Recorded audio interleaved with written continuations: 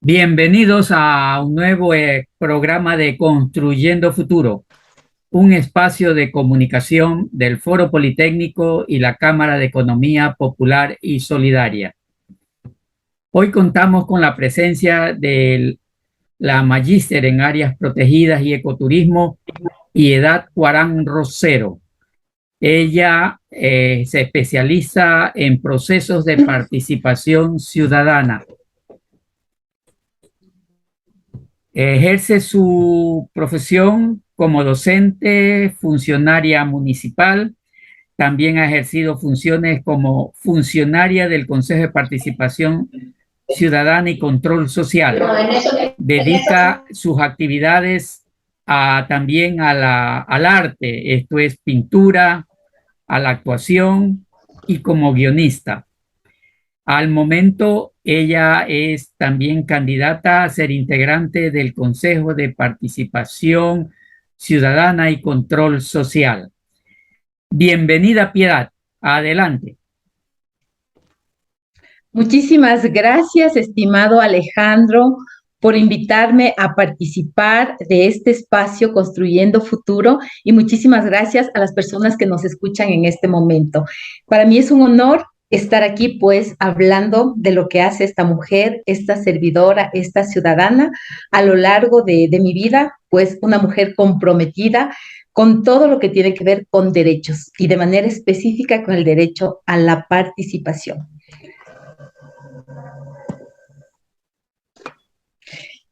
Estimado Alejandro, en esta tarde me gustaría comentarles justamente de la importancia que tienen los derechos. Tomemos en cuenta que los derechos son atributos de la dignidad y nadie puede vulnerar nuestros derechos. Los derechos han sido ganados a pulso, a base de luchas. Por tanto, creo yo que nosotros, como ecuatorianos y ecuatorianas, tenemos esa gran responsabilidad de defender los derechos, de levantar la voz cuando nosotros seamos testigos de vulneraciones de diferente índole, sin miedo, sin temor. A lo largo de mi vida he trabajado en el Consejo de Participación Ciudadana y Control Social durante 10 años promoviendo derechos, y desde jovencita también pues en diferentes espacios culturales, sociales. Entonces siempre para mí creo que el trabajo territorial nos fortalece como personas, como seres humanos y, por supuesto, como profesionales. Entonces, soy una mujer convencida de la organización social, del liderazgo, de las capacidades y potencialidades que tenemos en cada uno de los territorios, tomando en cuenta que nuestro país es un país megadiverso, intercultural. Entonces nosotros debemos rescatar y fortalecer cada una de esas características propias que tenemos como hermanos y hermanas ecuatorianas. Bueno, muchísimas gracias, y siempre soy una apasionada cuando se trata de hablar de derechos de manera general, y en este caso específico hablar de que los derechos, para que hoy por hoy nosotros como ciudadanos y ciudadanas gocemos de ellos, ha sido una lucha constante a lo largo de la historia. Entonces, siempre manifiesto a mis amigos y amigas de los diferentes territorios que es sumamente importante reconocer que los derechos no han sido así nada más ganados de una manera fácil, sino ha sido un esfuerzo. Han habido precursores, han habido líderes, lideresas que han puesto pecho a las balas, que se han esmerado, han luchado para que hoy podamos disfrutar. Y claro, en nuestra Constitución manifiesta que el Estado es un Estado constitucional de derechos y justicia, pero también en la práctica sabemos que no se cumple al 100%. ¿Quiénes son los que deben garantizar el cumplimiento de estos derechos? Son las autoridades, pero nosotros como ciudadanos y ciudadanas tenemos la responsabilidad de vigilar el cumplimiento de los derechos. ¿Por qué? Porque los derechos son atributos de la dignidad, y estos atributos de la dignidad pues son derechos ganados que no pueden ser invadidos, no pueden ser resquebrajados, no pueden ser, son indivisibles en pocas palabras. Por tanto, debemos reconocer que los derechos son integrales para todos y para todas, que todos estamos en igualdad de derechos.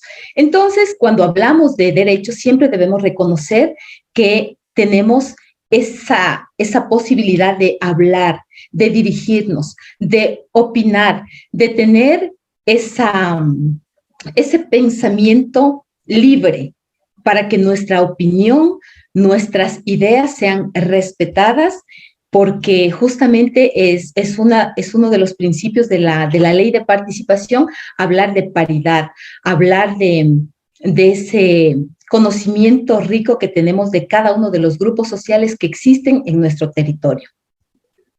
De manera general, podemos mencionar de grandes precursores que a lo largo de la historia han luchado de manera pacífica, de manera fuerte, para que nosotros gocemos de estos derechos.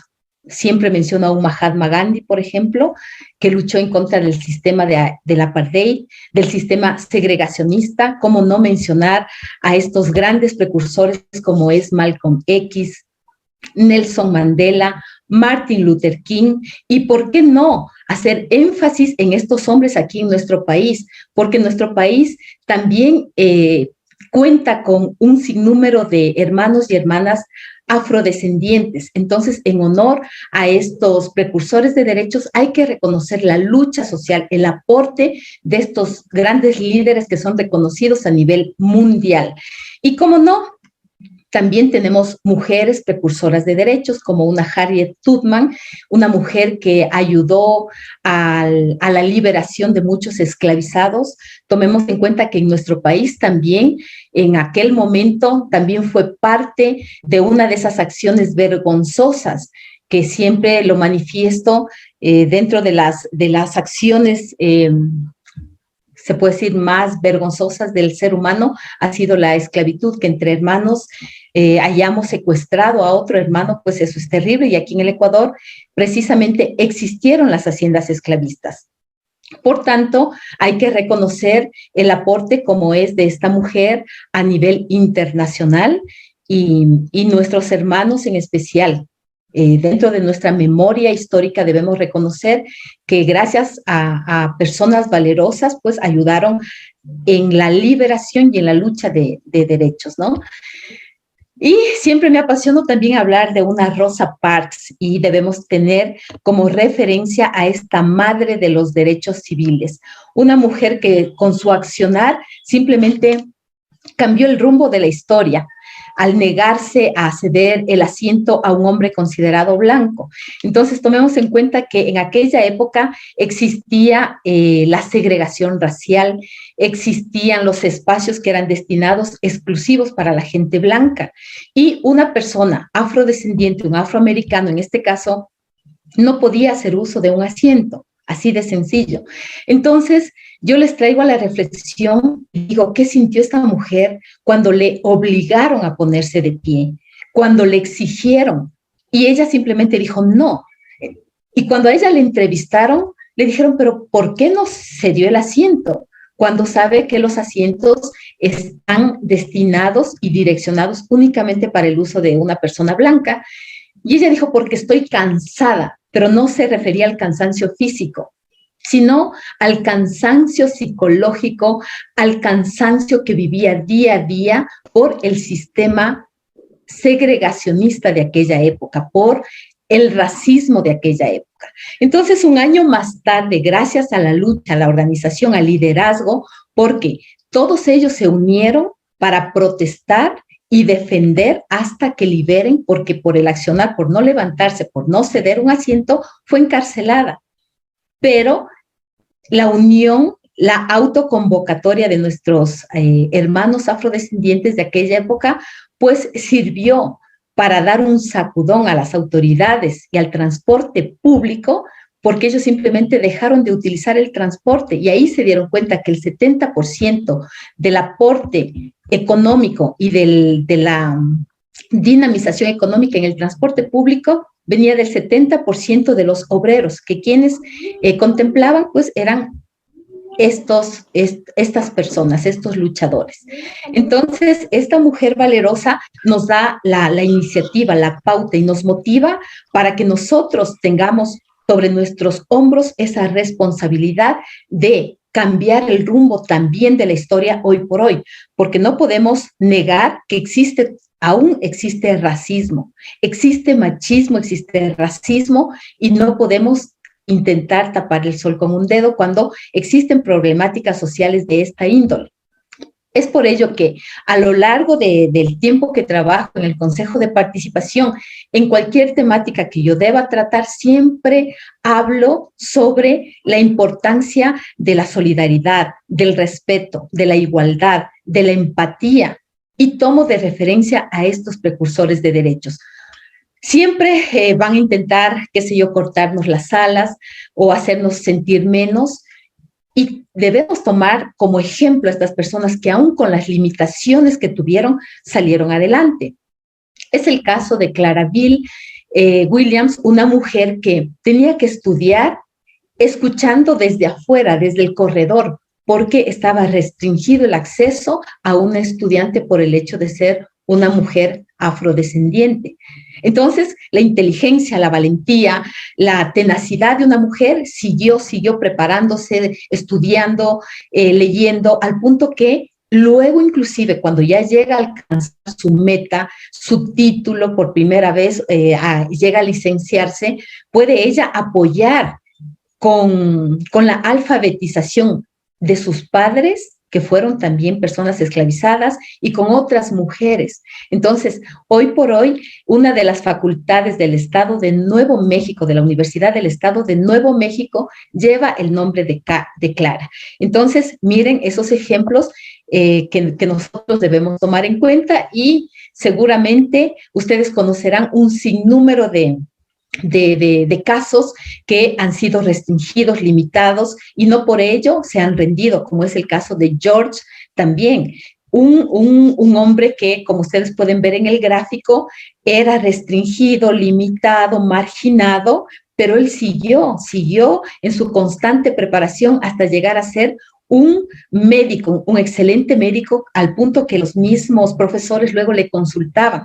Sus compañeros necesitaban de sus opiniones, y él era una persona que fervientemente creía que el puntal, el pilar fundamental para que un pueblo salga adelante es la educación, y yo estoy convencida de aquello. Sin dejar de lado también, creo yo, la importancia de hacer mención a esta mujer defensora y activista de derechos, que también ha luchado en contra del racismo y también ha defendido a los grupos GLBTI. Nosotros debemos estar conscientes que la misma ley, la misma Constitución manifiesta que somos diversos y que debemos respetar. ¿Sí? Existe el derecho a autoidentificarse como usted quiera, como nosotros queramos. Entonces, la ley nos faculta para que nos identifiquemos étnicamente como afroecuatoriano, como afrodescendiente, como montubio, como mestizo, y también en cuanto a género. Entonces, aquí en nuestro país también existen personas que tienen la posibilidad y su derecho de autoidentificarse como deseen, y nosotros debemos cambiar ese chip y ser mucho más abiertos, mucho más respetuosos e inclusivos en cada uno de los espacios y procesos que estén a nuestro cargo. Y por supuesto, siempre yo hablo, así como hablo de líderes, de precursores a nivel internacional, también tenemos nuestros propios líderes y lideresas. Tenemos mujeres que nos han representado, han sacado la cara por el resto de mujeres. Gracias a Matilde Hidalgo Navarro, hoy por hoy nosotros tenemos esa posibilidad de estudiar. Hemos roto esquemas gracias a la valentía de una mujer, y gracias a ella también a nivel de Latinoamérica el país es reconocido como el primer país en otorgar el derecho al voto a las mujeres, porque antes tampoco nosotros podíamos decidir o votar. Entonces, que en honor y que sean nuestros referentes, estos hombres y mujeres que sin duda alguna pues han dado ese giro para que hoy por hoy nuestro país sea mucho más incluyente y que realmente, que no solamente conste en el papel, sino que simplemente las autoridades garanticen que se cumpla lo que dice en el papel, ¿ya? De la mano con las y los ciudadanos. Y también esta referente indígena como es Dolores Cacuango, al igual que Tránsito Amaguaña, quienes han luchado por el derecho al agua, a las tierras, a la educación bilingüe. Entonces, ¿cómo no apasionarnos de que gracias a ellos se mantiene su lengua y que la lengua quichua se reconozca como uno de nuestras primeras lenguas, primero que son autóctonas y segundo que se reconocen oficialmente dentro de nuestro idioma oficial, como es el quichua, el shuar y también el castellano? ¿Cómo se logra todo aquello para que ahora ya no se diga indios, que eran términos despectivos? Gracias a su lucha, en la Constitución claramente manifiesta que se denominan pueblos y nacionalidades, ¿ya? Así como afrodescendientes ya no se dice negros, porque de igual manera se ha considerado que decir negros son términos despectivos, ¿ya? Entonces hay que utilizar las terminologías que gracias a las luchas han consolidado y han hecho que hoy se enmarquen en la Constitución y que todo el país debe conocer, reconocer y, por supuesto, aplicar la interculturalidad. Que no sea solamente un discurso bonito de decir, si la interculturalidad es una política pública, pero esta debe ser aplicada y replicada en cada una de las instituciones públicas, en las privadas, y a nivel general siempre debemos ser mucho más incluyentes y sobre todo reconociendo esas asimetrías que históricamente han tenido los mismos grupos minoritarios, como son nuestros hermanos indígenas, afroecuatorianos de manera especial. Entonces, gracias a esas luchas, pues nosotros debemos ser mucho más empáticos y sobre todo respetuosos desde el seno del hogar. No podemos direccionar la responsabilidad para ese cambio de actitud a la educación formal. Es una responsabilidad que debe nacer desde la familia y complementarse, por supuesto, en las instituciones educativas. Debemos, desde las instituciones educativas también, promover que se dé a conocer la historia, el aporte, la lucha, los liderazgos de verdaderos líderes. Nos han impuesto en la escuela, en el colegio, y nos han hablado de otros líderes. Yo realmente, y discúlpenme por favor, pero en mi caso, a mí nunca me hablaron de un Fernando Daquilema, ¿ya? Un indígena que luchó e inclusive fue sometido y fue fusilado porque él era una persona, un líder que luchaba en contra de los terratenientes, ¿ya? Tomemos en cuenta que quienes son propiamente los pueblos autóctonos propios, nacidos aquí en nuestra madre patria, son nuestros hermanos indígenas, ¿ya? Pero la historia sabe perfectamente que fuimos saqueados, se llevaron nuestros recursos, fuimos asesinados, y digo fuimos porque me considero parte de. Todos debemos considerarnos parte de esa historia y de esas luchas, pero para aquello tenemos que reconocernos, regresar a ver al pasado y saber hacia dónde vamos, pero en base a la historia, a nuestras raíces. Desde ahí se va fortaleciendo la identidad como tal, que todos y todas deberíamos sentirnos orgullosos de ser ecuatorianos, de ser afroecuatorianos, de ser indígenas, de ser mestizos, de ser ciudadanos aportantes, que de igual manera nuestros ancestros y ancestras, nuestros líderes y precursores han aportado para que hoy estemos aquí, para que hoy podamos hablar de interculturalidad, para que hoy podamos hablar del derecho a la educación, a la vida, el derecho a la libertad, etcétera, etcétera, porque tenemos nuestra Constitución es rica en derechos, inclusive a nivel internacional. El Ecuador fue el primer país en otorgar derechos a la Pachamama, pero en la práctica ustedes ven que se sigue explotando los recursos de una manera inconsciente e irresponsable. Entonces, ¿de qué derechos estamos hablando? Y ahí también, como profesional en ecoturismo, justamente, a mí sí me apena de que no existe un manejo adecuado. A veces ocupan cargos en áreas, por ejemplo, en áreas de ambiente, en áreas donde deberían estar profesionales que sepan de sustentabilidad, de manejo adecuado de recursos, no de explotación, porque una cosa es decir, explotar y otra cosa es decir, aprovechar los recursos de manera sostenible y sustentable en el tiempo. ¿Por qué? Porque debemos pensar en los jóvenes y en las futuras generaciones, que ellos también puedan disfrutar de lo que ahora nosotros hemos venido disfrutando. Yo vengo de un territorio rural, de una parroquia rural muy rica en ríos, en montañas, en bosques, en animales silvestres en aquella época. Era todo bonito, les estoy hablando como de un paisaje ideal. Podíamos inclusive tomar el agua del río y no nos pasaba absolutamente nada. Pero ¿qué pasa si yo hoy voy y me sumerjo en las aguas del río Lita? ¿Qué me va a pasar? ¿Por qué? Porque en las partes altas están, están utilizando la extracción del oro de una manera no adecuada, utilizando químicos que ustedes saben a la larga eso afecta a la vida del ser humano y de las especies que habitan ahí. Antes podíamos pescar una gran cantidad de lisas, guañas, zabaletas, y bueno, les puedo dar un sinnúmero de especies que había en aquella época. Había guantas, había guatines, había todo en nuestros bosques, ¿ya? Hoy por hoy están justamente todas las especies que les acabo de mencionar en peligro de extinción.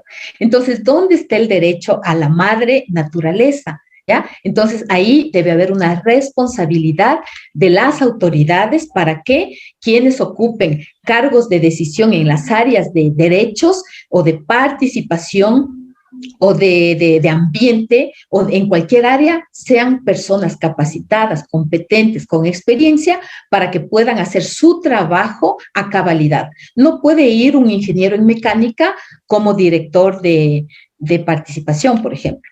No puede ir un ingeniero qué sé yo, un ingeniero en petróleo a hablar de temas de salud, ¿ya? Entonces va por ahí que debemos ser mucho más sensatos y responsables al momento de destinar a servidores para que realicen un trabajo en las diferentes áreas, porque esto se la juega el todo por el todo y somos ciudadanos que debemos estar atentos.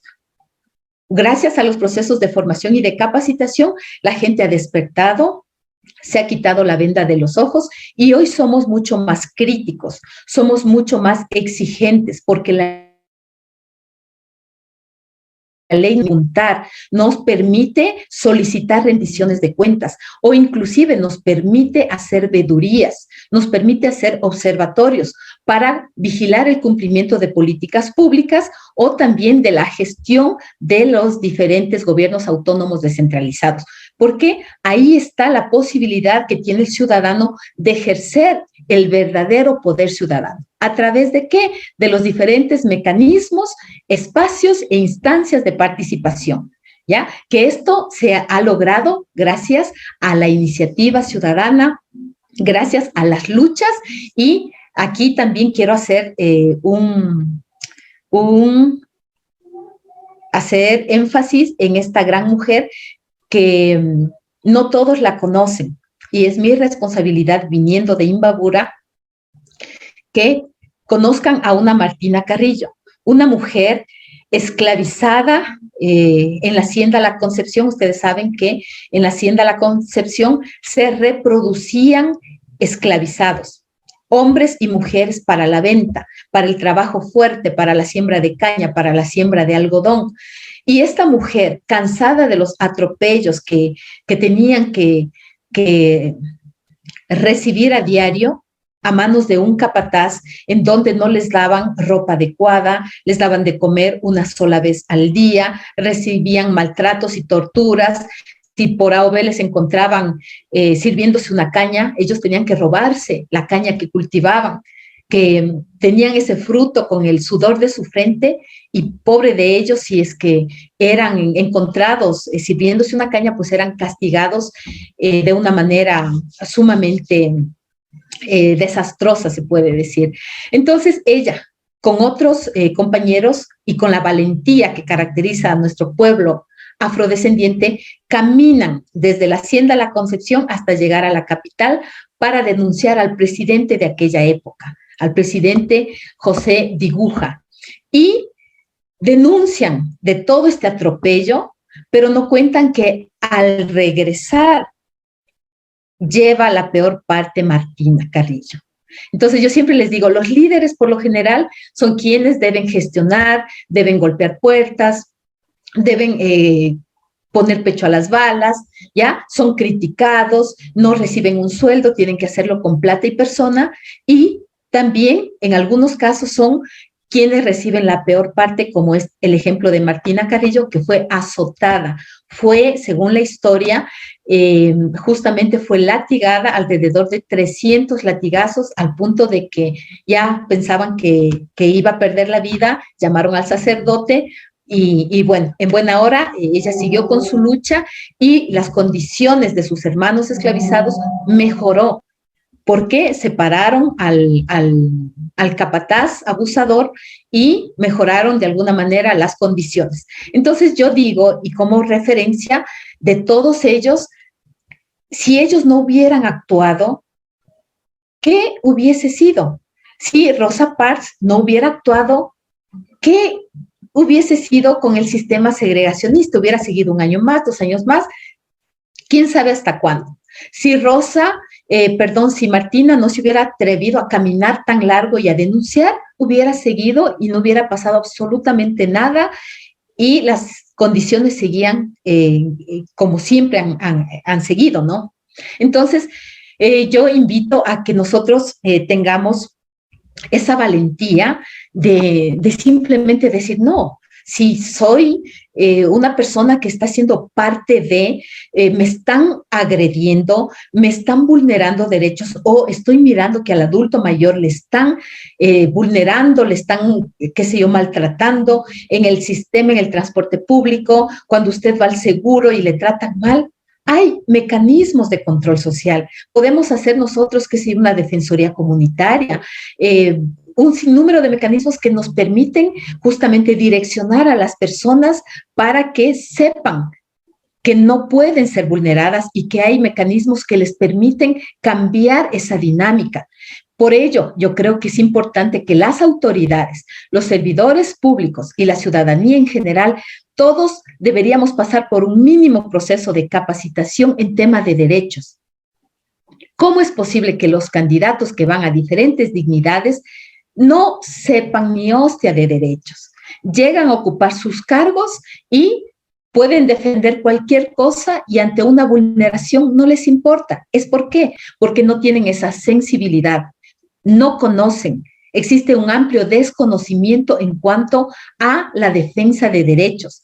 Los derechos no se vulneran, los derechos no se dividen, los derechos nadie puede decir, por más alcalde, por más prefecto, por más autoridad, no puede decirle, tú porque eres afrodescendiente tienes menos derechos que el mestizo, tú que eres ojitos claros tienes más derechos que el otro, tú por ser de poncho tienes menos derecho que tal persona. No, es inaudito. O que porque yo soy dueño de un autobús, tengo el derecho de vulnerar los derechos de un pasajero. No. O de una persona con discapacidad. Entonces, creo yo que en lo posterior se debe exigir, así como nos exigen que cada cierto tiempo nos capacitemos, a través de un link nos capacitemos para ser mucho más sensibles con las personas con discapacidad. Eso me parece excelente, pero también deberíamos obligar a que las autoridades o quienes vayan a ocupar cargos en toma de decisiones, pues pasen obligatoriamente por un proceso de capacitación previo a ocupar su cargo, ¿ya? Que sea como uno de los requisitos primordiales. Y sin dejar de lado también la lucha obrera, la lucha social. Ustedes saben que cada 15 de noviembre se conmemora en honor o en conmemoración a la masacre de los obreros que se llevó a efecto un 15 de noviembre de 1922. Entonces, miren, estos líderes reclamaban derechos, mejores pagas, mejores horarios, ¿ya? Entonces, miren, ¿cómo es posible, y esto yo digo, que un presidente diera la orden de disparar en donde cayeron alrededor de 40,000 personas fallecidas por salir a luchar, a reclamar derechos, a reclamar mejores condiciones? Y no sé si ustedes habrán notado que hay ciertas calles, hay ciertos lugares que tienen el nombre de estos personajes que en la historia han vulnerado derechos. ¿Ya? Eso no es lógico, no es justo. Y también les traigo a la reflexión, porque dentro de este proceso de capacitación que he llevado a lo largo de 10 años, he capacitado a prefectos, a alcaldes, a presidentes de juntas parroquiales, a vocales, concejales, a tenientes políticos, a líderes y lideresas barriales, a asambleas locales ciudadanas, a organizaciones. Yo les digo, en el momento que ustedes tengan la posibilidad de reconocer, háganlo a gente que ha aportado significativamente en el desarrollo social, local, económico, deportivo, en las luchas sociales. ¿Cómo es posible que una Tránsito Amaguaña muriera en condiciones de pobreza extrema? Una mujer que aportó sin interés alguno, sin que le hayan pagado un sueldo, ¿ya? Entonces, esas reflexiones son las que permiten que uno se motive, que lo que hemos ido trabajando a lo largo de los años, pues no haya sido un trabajo en vano. Entonces, me da gusto saber cuando, por ejemplo, mis compañeros replican lo que acabo de mencionar, cuando los líderes dicen, no, pues los derechos hay que defenderlos. Los derechos es una lucha ganada a pulso. Entonces no podemos dejar que nos vulneren. Entonces las autoridades se cuidan cuando se trata de líderes, de ciudadanos capacitados, porque saben que son personas cultas, que conocen de derechos, que conocen de normativas, pero asimismo hay autoridades, unas que se preocupan en capacitar a la ciudadanía, pero otras en cambio, se incomodan cuando nosotros llevamos el mensaje, porque si enchuta estos ya les van a decir que me pidan rendición de cuentas, que me hagan una veeduría. Pero si una autoridad está llevando su gestión a cabalidad, ¿por qué temer? ¿Por qué incomodarse a la participación ciudadana? ¿Por qué no permitir que el ciudadano sea parte de una rendición de cuentas? Sí, como autoridad estoy haciendo mi gestión transparente y a cabalidad e inclusive trabajo de la mano con la ciudadanía. Entonces, ahí cuando les digo, analicen bien quiénes son sus autoridades, quiénes merecen nuevamente que tengan la posibilidad de contar con su voto. Nosotros en las manos tenemos el poder popular, ¿sí? Nosotros, y como dice la ley, que el pueblo es el fiscalizador y el poder radica en el pueblo. Antes se decía que el consejo, y mal llamado, decían que el consejo de participación es uno de los poderes del Estado. No, son funciones. El único poder radica en el pueblo. Los demás o las demás son 5 funciones, no son poderes. El único poder es el poder popular. El poder radica en el pueblo y eso hay que comprender y que el ciudadano se sienta conforme, seguro y sobre todo que aproveche los espacios de formación. Siempre les digo, el conocimiento genera poder. Una persona capacitada, una persona con conocimiento tiene poder. Y cuando uno tiene conocimiento de causa, puede defender, puede reclamar, porque sabe de lo que está hablando y sabe que ninguna autoridad puede decirle, no, tú no participes, no, tú no uses la silla vacía, no, tú no seas parte del presupuesto participativo. No, es el derecho. Y el artículo 95 de la Constitución manifiesta que las y los ciudadanos podemos participar en la toma de decisiones y en los asuntos públicos de manera individual o colectiva. Entonces no hay a dónde perderse. Si hablamos del artículo 100, nos habla de que a nivel de cada gobierno, es decir, parroquial, cantonal, provincial, las autoridades están en la obligación de impulsar el ejercicio de la participación ciudadana.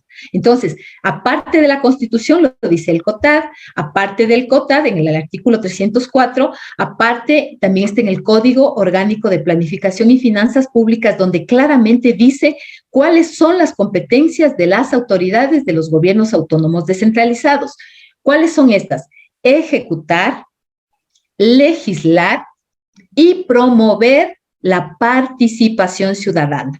¿A través de qué? De las ordenanzas del sistema de participación, en donde obligatoriamente las autoridades deben plasmar en el documento, pero más allá de la letra o de plasmar, tienen que hacer efectivo el ejercicio pleno del derecho a la participación. Entonces, en ese documento debe estar clarito cómo el ciudadano se va a activar en el territorio, cómo el ciudadano va a hacer uso de la silla vacía, cómo el ciudadano va a intervenir, cómo va a funcionar el Consejo de Planificación, que también debe estar integrado por las y los ciudadanos, como estipula la ley.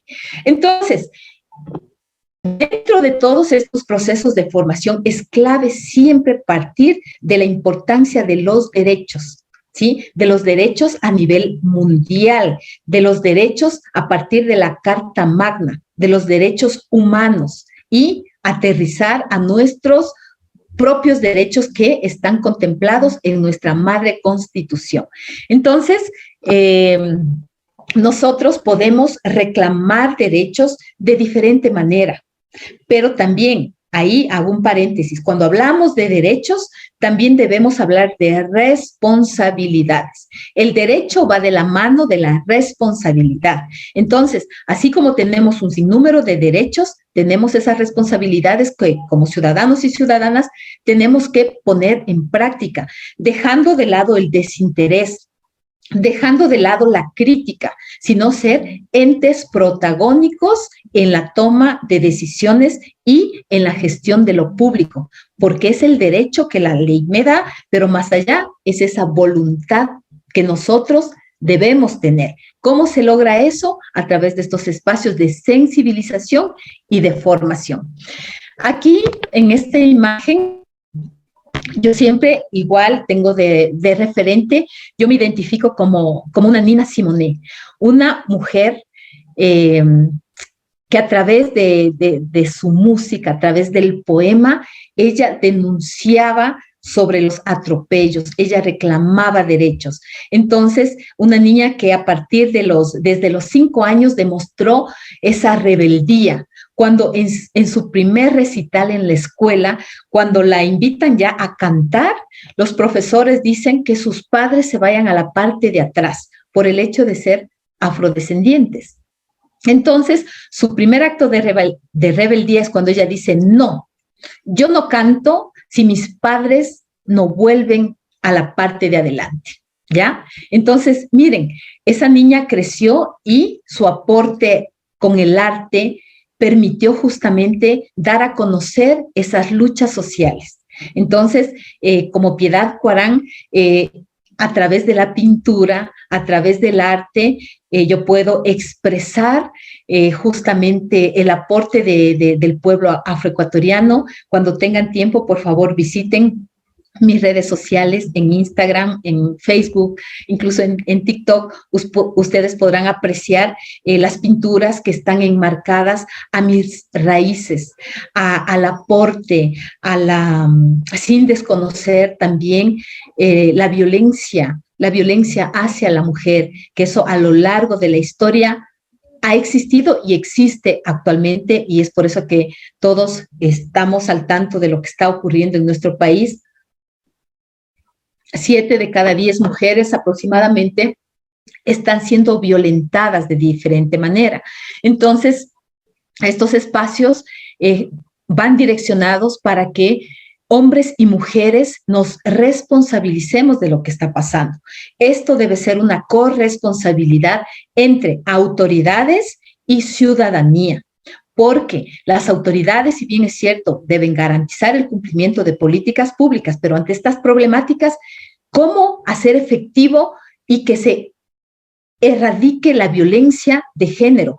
¿Cómo es posible que sigan matándonos, que nos sigan asesinando? ¿Ya? La violencia justamente no está direccionada únicamente para las mujeres de la ruralidad, para las mujeres indígenas o para las mujeres afroecuatorianas, no. La violencia está direccionada hacia todos los lugares, hacia todas las mujeres.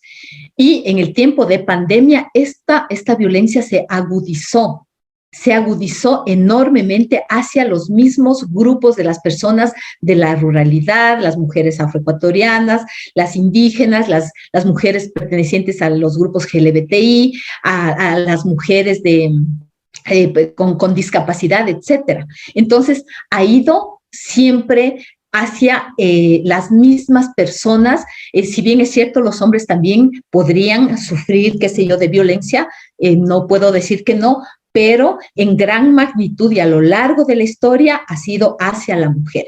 Entonces, mis cuadros reflejan esa cruda realidad, porque no podemos ocultar lo que está pasando.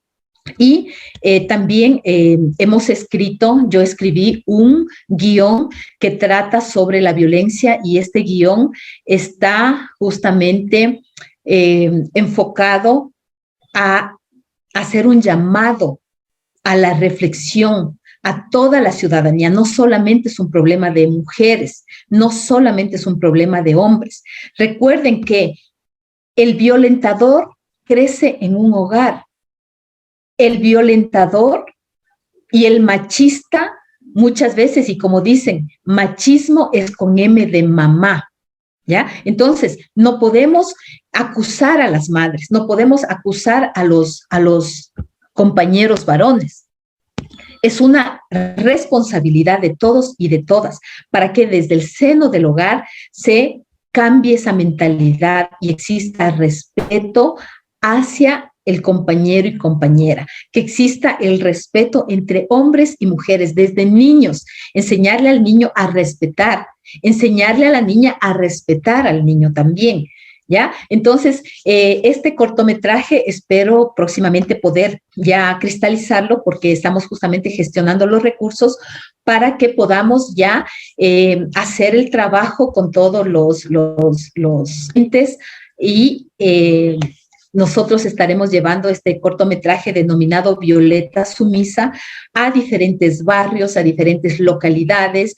Trabajaremos con diferentes universidades con el propósito de que conozcan esa historia que está basada en hechos de la vida real, y que nosotros, los que podamos apreciar, digamos, yo estoy sufriendo violencia y puedo denunciar, tengo la posibilidad de no quedarme callada, porque no va a pasar que no pase lo que le pasa a Violeta en el cortometraje. Ella, por mantener una imagen, todo está bien, y claro, o sea, ¿qué va a decir la sociedad? ¿Qué va a decir la iglesia? Entonces, me aguanto, y cuando ella ya decide, fue demasiado tarde y pierde la vida. Entonces, que no sumemos a las estadísticas de las personas que son asesinadas en manos de sus parejas. Entonces, va hacia allá la reflexión, y vuelvo y repito, Piedad Coarán, como servidora, como mujer, tiene esa responsabilidad de emitir estos mensajes para que generemos cambios, ¿ya? En temas de derechos, en temas de inclusión, en temas de interculturalidad, de erradicación de la violencia, erradicación del racismo, porque creo yo que todos, si aportamos con ese granito de arena, el día de mañana, pues vamos a minimizar estos números que hoy por hoy nos están alarmando.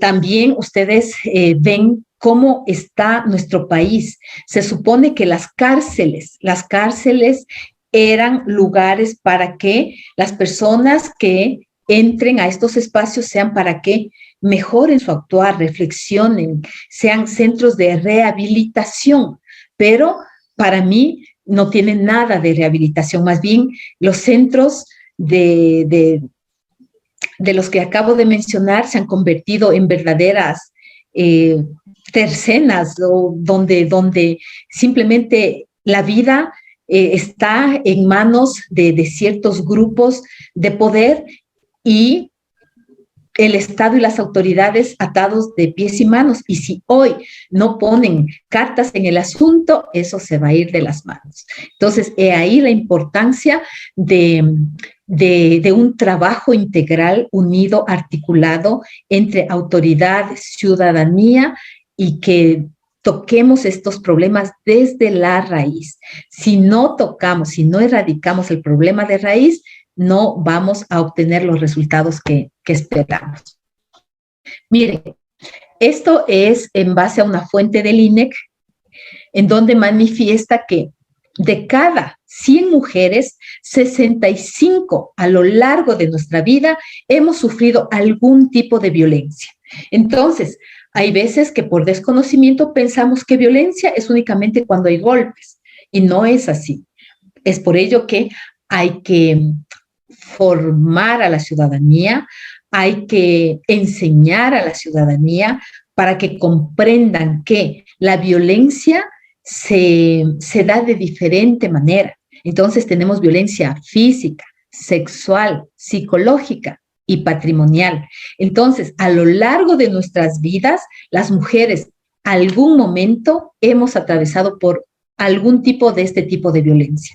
Entonces, es el mensaje para que desde la casa nosotros erradiquemos la violencia, que tengamos seres mucho más sensatos, mucho más respetuosos, más empáticos con el otro, ¿ya? Entonces, nosotros al decir empáticos, pongámonos en los zapatos de esa persona.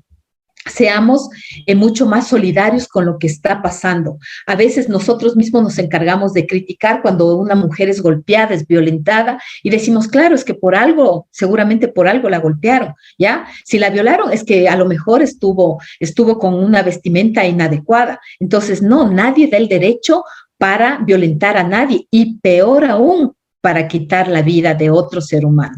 Entonces, es importante la formación, la clave y el éxito parte de la educación, y debemos buscar la forma, las estrategias de llegar a los diferentes territorios. Ahorita, en este tiempo que atravesamos, que ya estamos saliendo de la pandemia, decíamos, ¿y ahora cómo llegamos a la ciudadanía? Pero las herramientas tecnológicas, como lo estamos apreciando en este momento, nos permiten llegar, y no sé cuántas escuelas, un número súper importante he logrado realizar a nivel tecnológico. Nunca antes yo había capacitado a Galápagos, por ejemplo, y hoy en este tiempo tenemos 7 escuelas de formación ciudadana en Galápagos, ¿ya? Autoridades, ciudadanía, líderes, lideresas, ahora conocen de interculturalidad, de identidad, de mecanismos de participación, de control social, de rendición de cuentas, de transparencia y lucha contra la corrupción, que tanta necesidad nos hace. Tenemos esa gran necesidad por los sinnúmeros actos de corrupción que tenemos. Entonces debemos ser mucho más proactivos para erradicar la corrupción en nuestro país. Y si hablamos de que tenemos derechos internacionales, de que tenemos en nuestra Constitución, que se haga efectivo esos derechos. ¿Cómo? Partiendo desde nosotros, partiendo de esa responsabilidad ciudadana que tenemos. No quejarnos, no quedarnos en la queja, sino ser parte de la solución con las autoridades. Esa es mi propuesta, porque hay veces que le echamos tierra y tierra a la autoridad, pero como ciudadanos, ¿qué estamos haciendo? Entonces, si la autoridad está mal asesorada, ahí estamos nosotros como ciudadanos para encaminarle. O ahí está el Consejo de Participación, que es la única entidad que en la normativa y en la ley dispone cuáles son las competencias del Consejo de Participación. Está para asesorar. Pero claro, ustedes en las noticias únicamente ven el tema de autoridades. Se viene la elección de autoridades y ahí sí todo mundo y todo mundo se enfoca en la importancia de las autoridades. Pero yo, en el tiempo que estoy acá, jamás en un medio de comunicación he visto que hablen de los procesos de formación, que yo pienso que ese es el meollo del asunto para transformar a la sociedad ecuatoriana.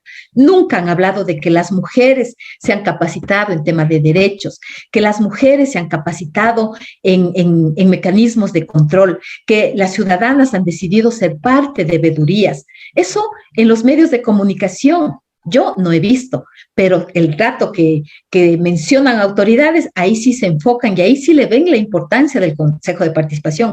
Es por eso que inclusive han querido resquebrajar sus funciones, sus competencias, porque es netamente ese es el interés que tienen. ¿Y por qué no le dan el interés a la participación?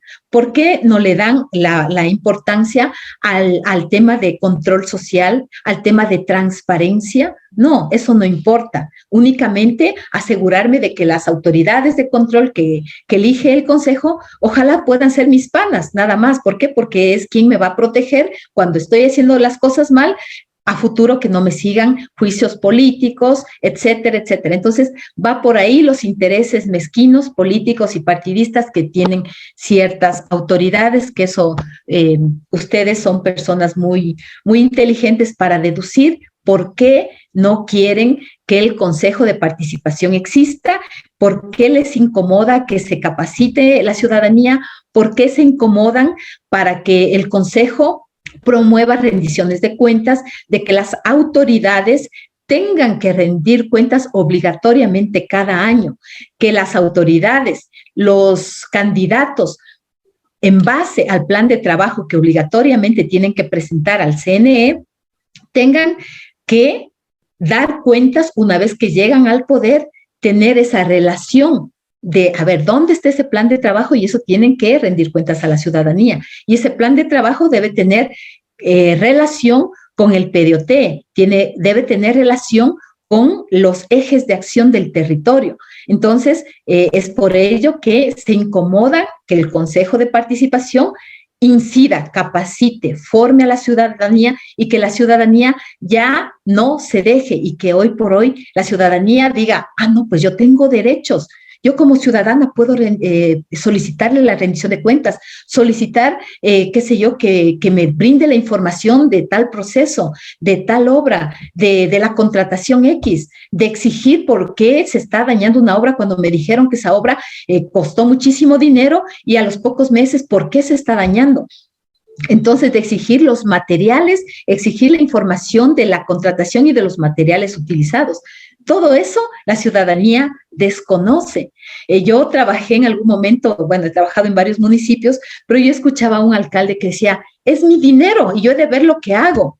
Entonces, ¿cómo es posible que una autoridad se refiera así de un presupuesto que no sale de su bolsillo? El presupuesto participativo es de la ciudadanía, es del pueblo y para el pueblo. Y es el ciudadano quien a través de mesas discute y prioriza en base a sus necesidades.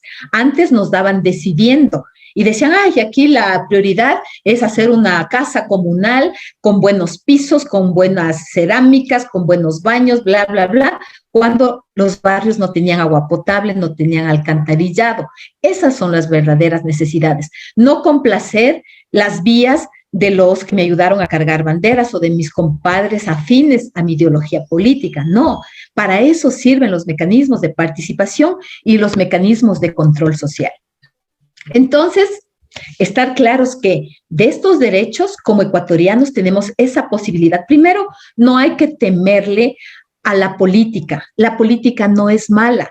Los malos son los politiqueros, los que hacen de la política un negociado, que como evidenciamos en el tiempo de pandemia, en lugar de buscar soluciones, de dar solución a la problemática que estábamos enfrentando en cuanto a medicinas, mascarillas, se apresuraron en aumentar precios, en llevarse el dinero, mientras habían varios cuerpos en las calles, por ejemplo, en la ciudad de Guayaquil.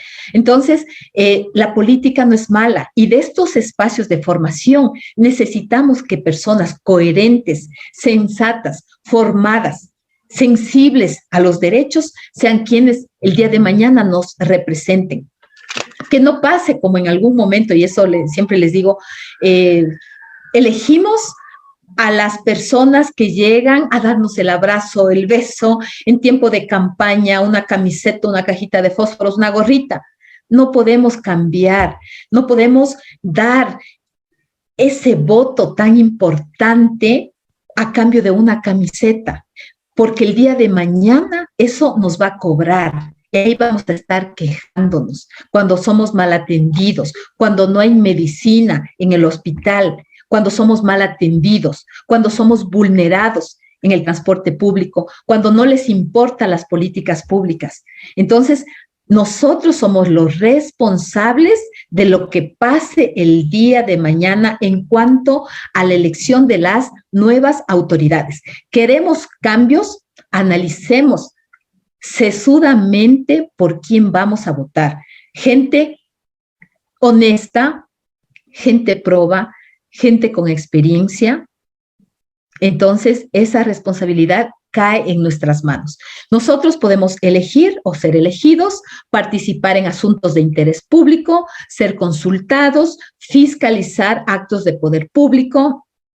Podemos también solicitar la revocatoria del mandato ante los sucesos o eventos de autoridades que no hacen su trabajo a cabalidad. Tenemos ejemplos de grupos organizados que lograron destituir a ciertas autoridades. Por ejemplo, en Cayambe, si es que no me equivoco, también lo hicieron en Loja. Y así hay algunos ejemplos que la gente, conociendo sus derechos, conociendo las posibilidades que tenemos, han hecho uso de estos mecanismos. También podemos desempeñar cargos públicos en base a méritos. Debemos estar vigilantes a que cuando exista concursos no ubiquen a personas que no son aptas para estos cargos y solamente llegan por compadrazgo, porque pagaron, etcétera, etcétera. Tenemos esa posibilidad de conformar partidos políticos, afiliarnos o desafiliarnos. Esa posibilidad la ley nos da. Entonces, de todos estos sinnúmeros de derechos, nosotros lo que buscamos con todo lo que nos da la Constitución es alcanzar ese tan ansiado buen vivir. ¿Qué es el buen vivir? El buen vivir es cuando yo estoy como ciudadana o ciudadano satisfecho.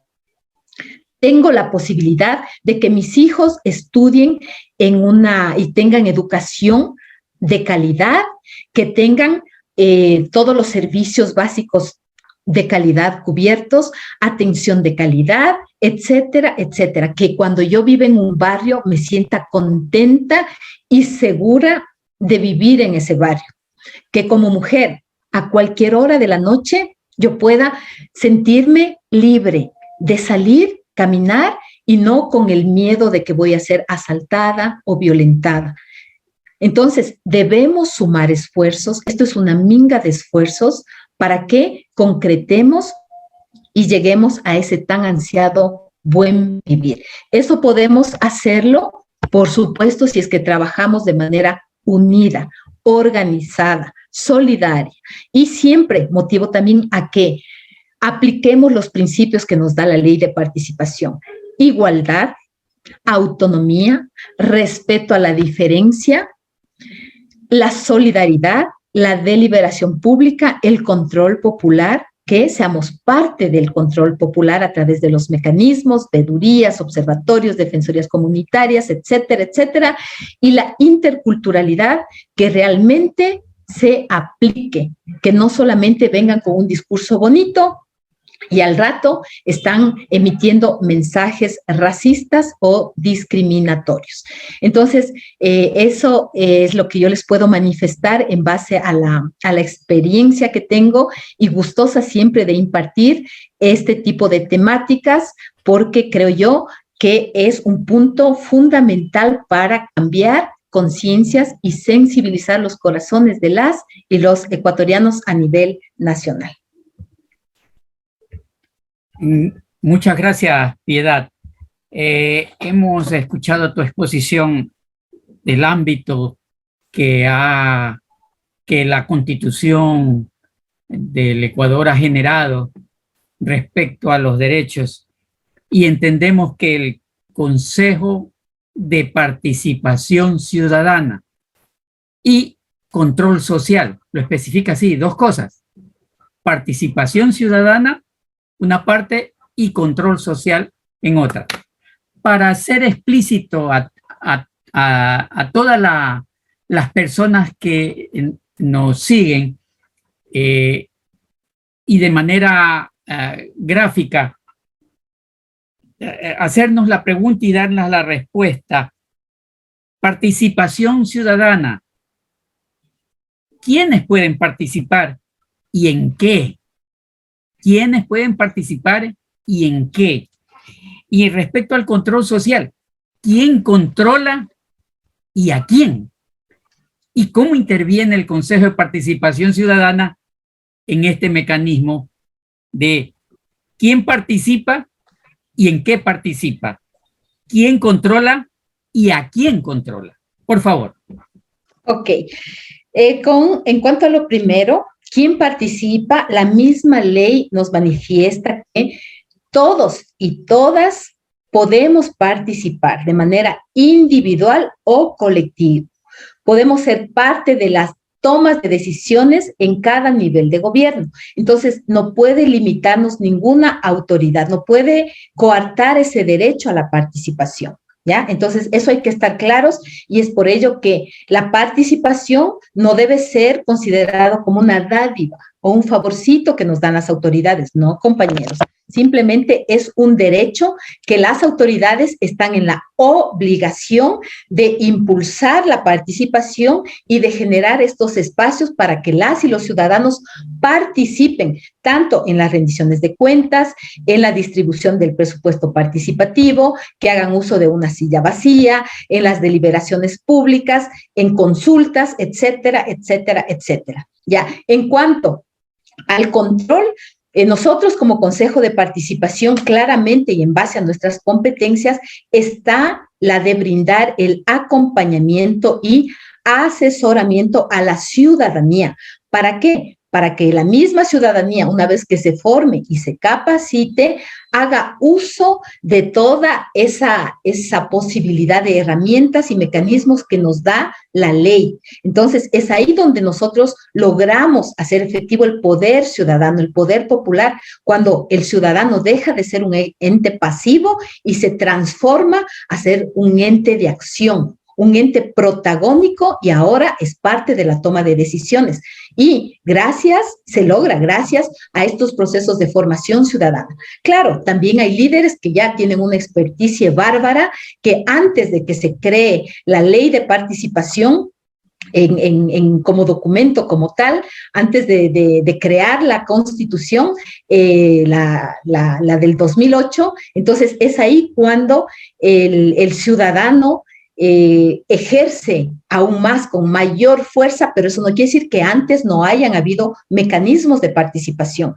Tomemos en cuenta que para crear y para plantear lo que dice la ley de participación, se tomaron ejemplos, modelos, iniciativas de grupos sociales, de asambleas ciudadanas que históricamente han participado activamente en los territorios. Un ejemplo le puedo dar de la Asamblea de Montúfar, la Asamblea de Cayambe, la Asamblea de San Vicente y así un sinnúmero de asambleas, la de Cotacachi también, que antes de que se plasme en el documento sobre la ley de participación, todos estos mecanismos, y la misma ley manifiesta inclusive que hay que reconocer los diferentes mecanismos que, aunque no consten en la normativa, se debe reconocer las propias iniciativas que tienen las y los ciudadanos en cada uno de los territorios. Un ejemplo, un mecanismo de participación histórico es la minga, ¿ya? Que esa es la pauta, es la cátedra que nuestros hermanos indígenas nos han dado por años, ¿ya? Ese es un mecanismo de participación que, si bien es cierto, no consta en la ley, pero hay que reconocer, ese es un mecanismo propio, autóctono, propio como iniciativa de nuestros hermanos indígenas. Entonces, el Consejo de Participación tiene lamentablemente esos vacíos legales.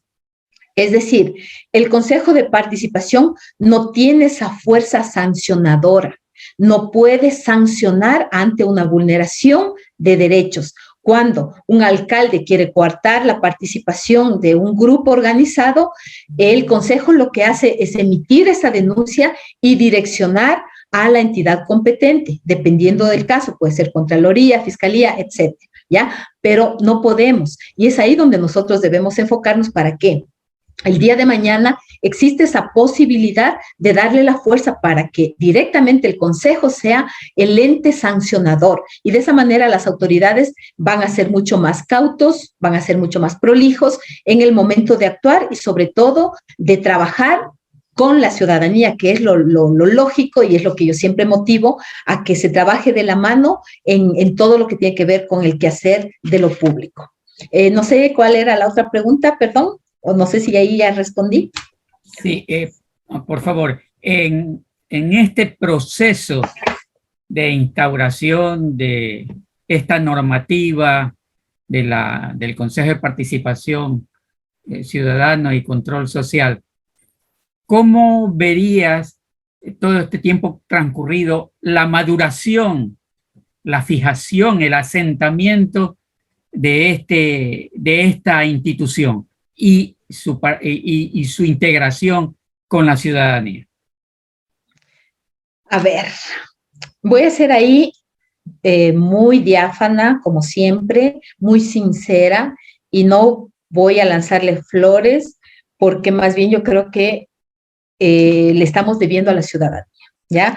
Yo pienso que en los primeros años, cuando yo empecé a trabajar, el trabajo era mucho más productivo, más fructífero en el territorio y en el accionar del Consejo. Es decir, como dije en un principio, tomando en cuenta que aquí están mis compañeros de algunas delegaciones, el trabajo era una suma de esfuerzos, era un complemento de algunos técnicos en cada provincia. Entonces, el técnico de control social hacía el trabajo justamente para que la ciudadanía realice veedurías, capacitando en temas de control social, el otro técnico en temas de participación ciudadana, el otro en transparencia, había un coordinador y así sucesivamente. Entonces, se evidenciaban procesos, habían varios procesos. Y ahora lo que yo he palpado cuando visito las provincias es que en ciertos lugares, en ciertas localidades, no existe personal técnico. Es más, hay una sola persona. Un ejemplo, en el caso de Galápagos, existe un solo compañero que ni siquiera es técnico de ninguna de las áreas, sino es la persona que realiza el tema administrativo. Entonces, no está en la competencia de brindar asesoramiento, acompañamiento, que es la tarea que debemos hacer en cada uno de los territorios, ¿ya? Entonces, también felicitar a mis compañeros que en el caso, por decirles, en Santo Domingo hay una sola compañera y ella tiene que hacerse 8 con rendición de cuentas, con control social, con participación ciudadana y así, porque de cada área ella le están llamando y los ciudadanos le piden esto y aquello y se hace 8 y saca productos, ¿ya? Y así también puedo hablarles del caso de Loja, que no están con un equipo completo y tienen que ponerse los zapatos, fajarse bien y la camiseta bien puesta y sacar adelante a la institución, que es lo que venimos haciendo, defendiendo nuestra institución con trabajo. Vuelvo y repito, pero ustedes jamás han visto el trabajo que se realiza en territorio, el sinnúmero de escuelas y de procesos que hemos levantado formando a la ciudadanía. No, jamás, ¿ya? Porque todo está enfocado en el tema de autoridades y hasta ahí llega la cosa. Entonces, yo pienso que a partir de con las nuevas autoridades debemos enfocarnos en levantar la institución, de que no sea una cuestión mediática de shows o personalmente a mí no me gusta ver los plenos del consejo, por ejemplo, ¿ya? Porque da mucho que desear. Entonces, hay muchas cosas que lamentablemente han empañado la gestión del deber ser, de lo que debería ser el Consejo de Participación. Una entidad que promueva derechos, que promueva espacios y mecanismos de control social, que acompañe a la ciudadanía, que respalde a la ciudadanía, pero es lo que yo puedo evidenciar y no lo digo de afuera, sino de adentro, estando de adentro, y también a partir de las quejas o de lo que nos dicen los ciudadanos. Los ciudadanos dicen, pero ¿por qué me vulneran? Soy parte de una asamblea y me desconoce la autoridad. ¿Y el consejo qué puede hacer? Fui parte de una veeduría y ahora me quieren hacer persecución por haber hecho una veeduría. ¿Y el consejo ahí qué hace? Llega hasta la motivación. Sí, armemos una veeduría, hagamos esto, hagamos aquello. Pero luego está atado de pies y manos porque no tiene esa fuerza para defender al ciudadano.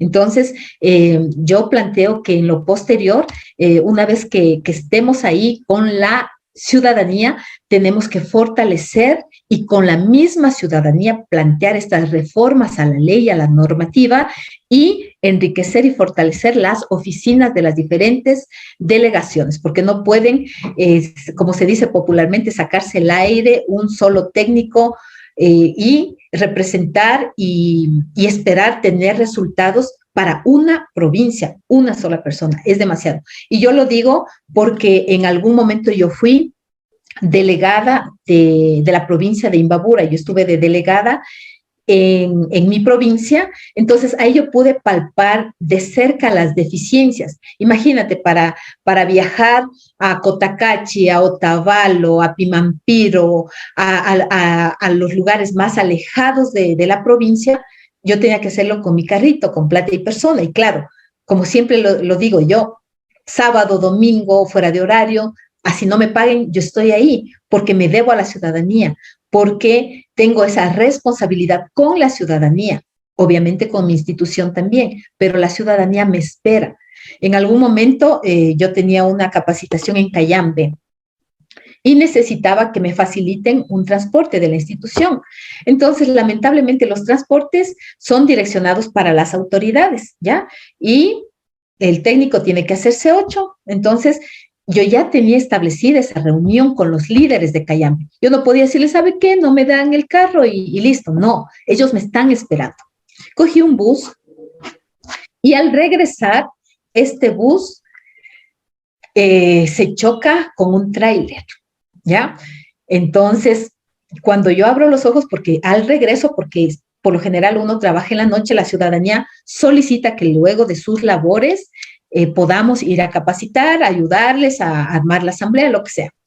Entonces, estoy hablando que era tipo, no sé, 7 de la noche o algo así.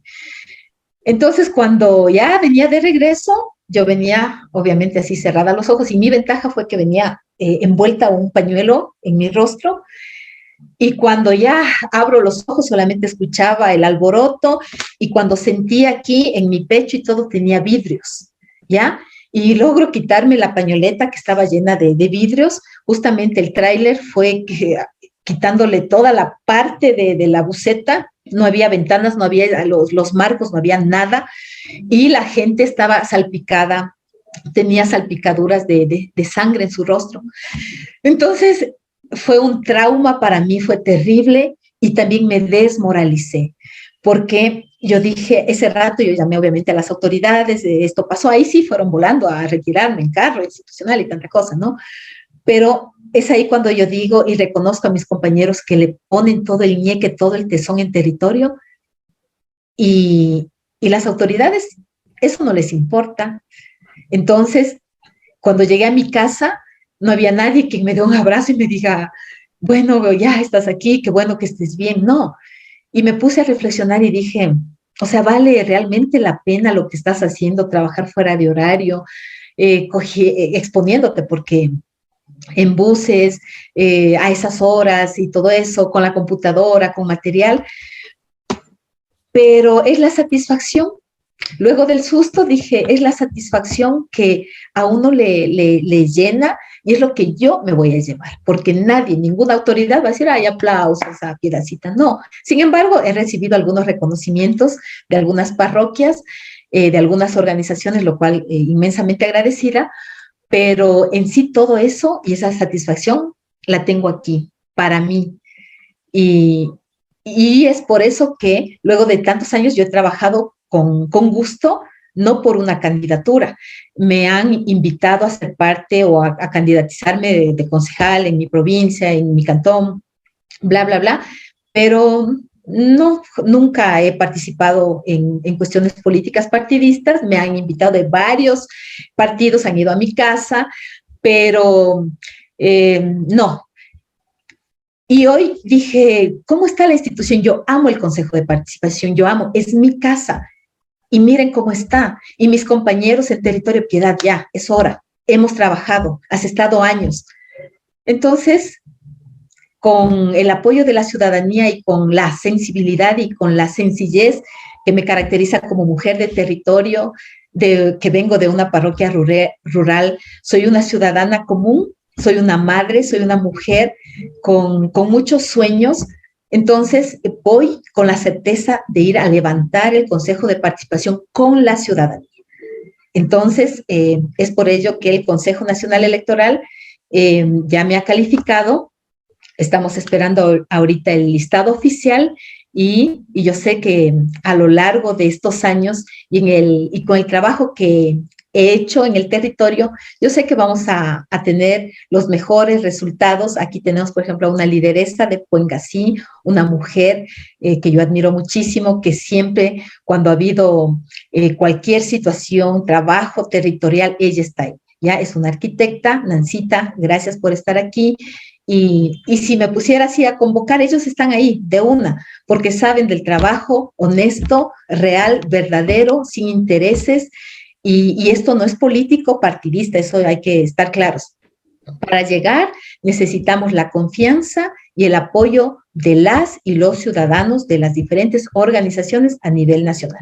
Entonces, ¿cómo tenemos esa ventaja de que hemos trabajado con los barrios, con las lideresas, con mis compañeros en territorio? Entonces, es mucho más fácil recordar y volver a retomar esas amistades, esos contactos con nuestra gente, con nuestros hermanos de las escuelas de formación ciudadana, de las asambleas locales ciudadanas, de las organizaciones sociales, de las vedurías, de los observatorios que hemos apoyado a lo largo de estos años.